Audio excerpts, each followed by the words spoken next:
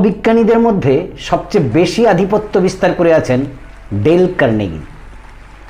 ওনার কথায় আপনি কে বা আপনার কি আছে তার উপর আপনার প্রেরণা নির্ভর করে না, প্রেরণা নির্ভর করে আপনি কেমন চিন্তা করেন তার উপর।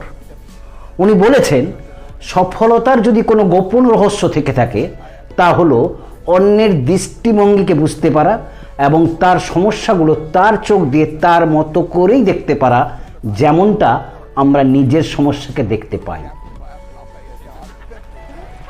একদিন এক ব্যক্তি ডেল কার্নেগিকে জিজ্ঞাসা করছেন, আচ্ছা আপনি সব ধরনের মানুষের সঙ্গে সমানভাবে ভালো ব্যবহার করেন কি করে?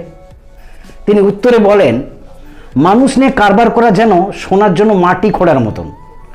1 আউন্স সোনার জন্য টনের পর টন মাটি কাটতে ও সরাতে হয়, কিন্তু সোনাই খোঁজা হয়, মাটি নয়। আসল কথা, আমাদের নজর কোনটার উপরে? নজরটা সোনার উপরে থাকুক, মাটির উপর নয়।